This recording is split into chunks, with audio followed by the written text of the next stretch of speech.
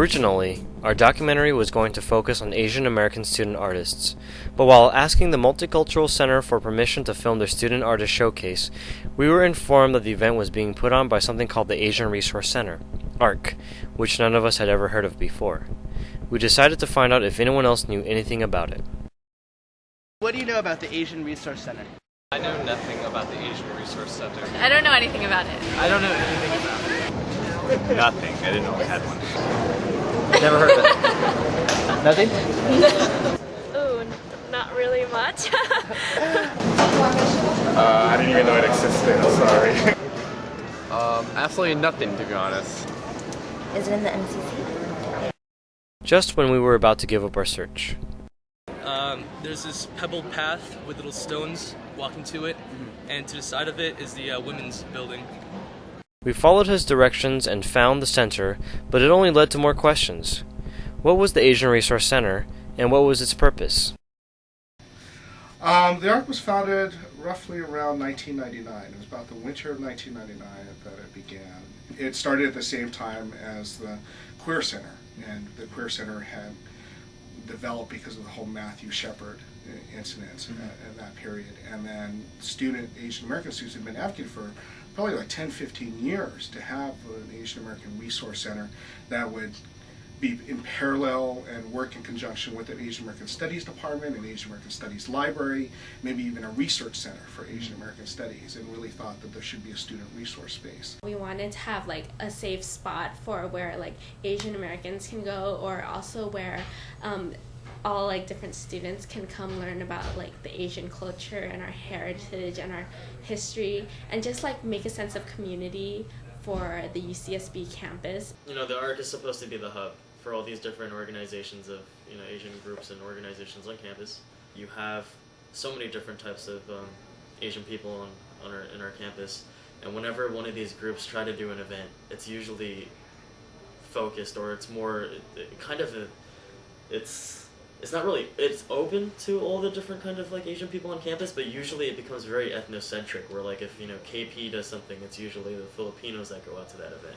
If it's the Chinese, the Koreans, or whoever, you know, like, you know, there's so many different kind of, the Cambodian, Hmong, it's usually just that specific ethnic group or community that comes out to those events. And so I think that's what the ARC was trying to break, was like, you know, when we do events, we don't want just like one group, we want everyone to come out. Wait a minute. If the staff wants everyone to come out, why do so few people know about ARC? In the beginning of the year, actually, we went to all these different organization meetings and just introduced ourselves and, you know, just let them know that we work at the ARC and want to be involved with you guys' events throughout the year. We try to be this neutral space for students and student organizations, that we can be an open venue for the person who has no connection at all in terms of the Asian American community, but wants to learn more and doesn't feel as if they want to be pushed into joining an organization. Most of the orgs, they know that the Asian Resource is here for them, so they can come and use this facility whenever they feel like it. And then we realized they were constantly talking about student organizations, but not individual students. And yet it was these students with no connections that knew the least about ARC. How active are you in Asian American organizations on campus? Pretty inactive. I'm actually not involved in any of them.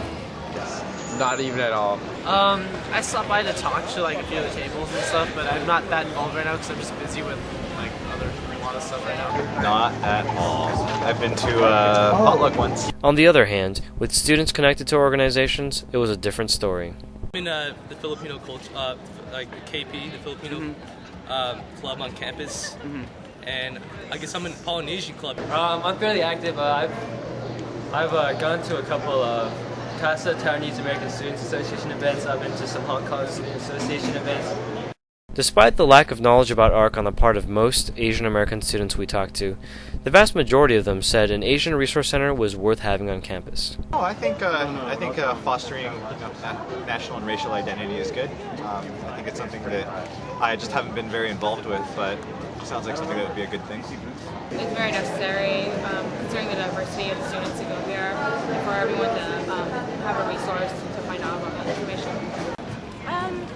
I think like it's a good thing, like for people to get involved and everything. It's probably a good resource to have. I just haven't used it. In the end, the Asian Resource Center can be an asset to students, both Asian and non-Asian alike. It just has a ways to go before reaching its full potential. We're going to grow in areas that we can actually, hopefully, have a greater connection with our academic counterparts. We're trying to like get it out that like everyone is like different, like, and we're trying to show that like even though we are different, we are still like Asian Americans. For the future, they could just look for more individuals that get involved in the community, that want to make a difference, and not like make it such as like a you know, an Asian affair, but just like, you know, this is something that like anybody could go to and it'd just be a good time, you know what I mean?